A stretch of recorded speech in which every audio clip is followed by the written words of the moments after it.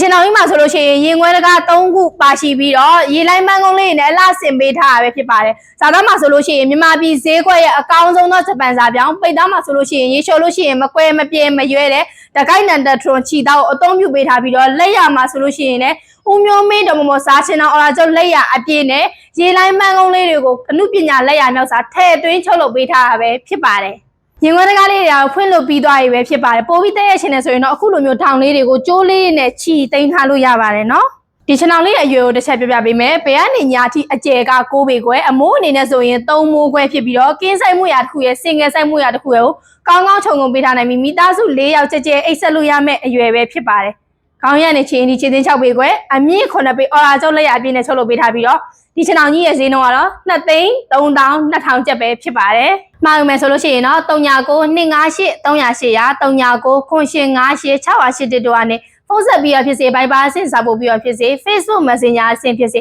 ဒါမှမဟုတ်ပဲ TikTok ချက်ပေါက်ကနေလည်းအသေးစိတ်ဆက်သွယ်စုံစမ်းမေးမြန်းပြီးတော့မှာယူလို့ရပါတယ်။